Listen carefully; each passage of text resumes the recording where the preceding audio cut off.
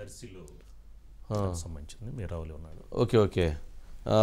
ప్రకాశం జిల్లా దర్శి నియోజకవర్గానికి చెంది ఈరోజు చంద్రబాబు నాయుడు గారి దగ్గర పవన్ కళ్యాణ్ గారు కలిసినప్పుడు వారి సమావేశంలో చర్చ జరగటం, అట్లాగే ఎవరైతే దర్శి వెంకట్ ఎవరైతే ఎన్ఆర్ఐ అభ్యర్థిని జనసేన తెలుగుదేశం పార్టీ అభ్యర్థిగా ఆయన్ని గరికపాటి వెంకట్ని ప్రకటించటం, గరికపాటి వెంకట్ అభ్యర్థిత్వాన్ని ఫైనల్ చేయటం జరిగిందనేది ఒక సమాచారం. అట్లాగే తెలుగుదేశం పార్టీ అక్కడ ఇన్ఛార్జిగా కూడా గోరంట్ల రవికుమార్ అని విద్యా సంస్థలు ఉన్నాయి, అతన్ని గోరంట్ల రవికుమార్ని కూడా ప్రకటించడం జరిగింది అనేది మనకు అందుతున్న సమాచారం. ఇప్పుడు అది అక్కడ ఎవరైతే ఉదయం కలిసినప్పుడు ఆ కలిసిన సందర్భంగా వారికి గరికపాటి వెంకట్ దాదాపు ఖరారు అయిపోయినట్లుగా, అట్లాగే గోరంట్ల రవికుమార్ని అక్కడ తెలుగుదేశం పార్టీ ఇన్ఛార్జిగా నియమించినట్లుగా ఈరోజు జరిగినటువంటి పరిణామాల సమాచారం. అయితే దీనికి సంబంధించి ఇప్పుడు అక్కడ కొంత సరే మాజీ మంత్రి సిద్ధారామరావు గారి తరపున ఎవరైతే మాగుంట శ్రీనివాసరెడ్డి గారు ఎంపీగా నుంచోబోతున్నటువంటి మాగుంట శ్రీనివాసరెడ్డి గారు ప్రయత్నం చేశారనేది కూడా ఒకటి చర్చ జరుగుతూ ఉంది. సరే దీనికి సంబంధించి కొన్ని ఇంటర్నల్ కొన్ని డిస్కషన్స్ ఉన్నాయి. సరే అవన్నీ ఇప్పుడు చర్చించడం సరైనది కాదు కాబట్టి అందులో ఉన్నటువంటి వాళ్ళు అవి కొన్ని మాట్లాడొద్దు, అవన్నీ అదే ఆ అంశాల గురించి క్లారిటీ రాలేదు కాబట్టి మాట్లాడట్లేదు. మేరావళి ఏంటి, గోరంట్ల రవికుమార్ టీడీపీ ఇన్ఛార్జిగా జనసేన టీడీపీ అభ్యర్థిగా గరికపాటి వెంకట్ పేరు దాదాపు ఖరారు అయిపోయినట్లేనా?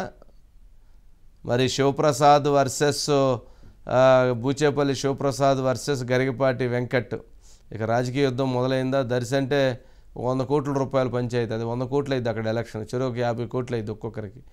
ఆంధ్రప్రదేశ్లో 175 నియోజకవర్గాల్లో హయ్యెస్ట్ ఎలక్షన్ ఖర్చు అయ్యేటువంటి నియోజకవర్గంగా దానికి ఆ పేరు ఉంది. ఏంటి మేరావళి మీ దగ్గర ఉన్న అప్డేట్?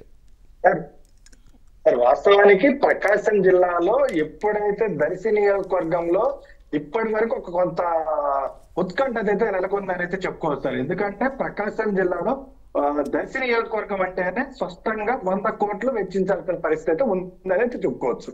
అంతేకాకుండా వైసీపీ తరఫున గతంలో 2009లో గెలిచినటువంటి బూచేపల్లి శివప్రసాద్ రెడ్డి మరోసారి వైసీపీ తరఫున పోటీ చేయడానికి సిద్ధంగా ఉన్నటువంటి తరుణంలో ఖచ్చితంగా ఇక్కడ ఈసారి గతంలో ఏదైతే 50 నుండి 60 కోట్లు మాత్రమే వెచ్చించారు, కానీ ఈసారి ఏదైతే 80 నుండి 100 కోట్లు మాత్రం ఖచ్చితంగా వెచ్చించాల్సిన పరిస్థితి ఏర్పడి ఉంటారు. అటువంటి తరుణంలో ఆ దర్శి నియోజకవర్గంలో జనసేన అలానే టీడీపీ తరఫున ఏ నాయకుడు రాబోతున్నాడు, వచ్చిన నాయకుడు ఎంత వెచ్చించగలుగుతాడు అనేది అయితే ఖచ్చితంగా దర్శి నియోజకవర్గ వ్యాప్తంగా ఉన్నటువంటి జనసేన అలానే టీడీపీ నాయకులు అయితే ఉత్కంఠ అయితే నెలకొని ఉంది సార్. కానీ ఏదైతే ఈ రోజు జరిగినటువంటి చూసుకున్నట్లయితే గరికపాటి వెంకటం గత 4 నెలల నుండి నియోజకవర్గంలో పర్యటించిన నాటి నుండి కూడా తన దైన శైలిలో ముందుకు వెళ్తూ పెద్ద ఎత్తున ఎద్దల పందాల కార్యక్రమాలు పెట్టి ఏదైతే వైసీపీ అభ్యర్థిగా ఉన్నటువంటి బూచేపల్లి శివప్రసాద్ రెడ్డికి చుక్కలు చూపించారని అయితే చెప్పుకోవచ్చు సార్. ఎందుకంటే దర్శి నియోజకవర్గంలో ఎన్నడూ లేని విధంగా ఎద్దల పందాల కార్యక్రమం పెట్టేసి రాష్ట్ర వ్యాప్తంగా గరికపాటి వెంకట అనే పేరుని మారుమోగించారని అయితే స్పష్టంగా చెప్పొచ్చు సార్. కాకుండా దర్శి నియోజకవర్గం ఓకే రైట్ మేరావళి చూద్దాం. అంటే దాదాపు జనసేన పార్టీ వైపు నుంచి క్లియరెన్స్ వచ్చింది కాబట్టి దాదాపు ఆయన్ని అభ్యర్థిగా రేపు లిస్టులో ఆయన అనౌన్స్ చేయబోతున్నారు. ఆయన వర్క్ చేసుకోమని చెప్పినట్లున్నారు పవన్ కళ్యాణ్ గారితో. ఈరోజు మార్నింగ్ జరిగినటువంటి సమావేశంలో ఆ క్లియరెన్స్ వచ్చినట్లుంది.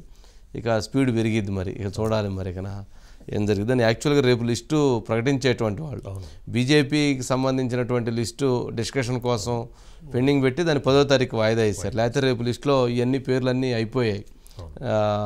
సరే చూద్దాము మేరావళి. Right, thank you. నెక్స్ట్ అండి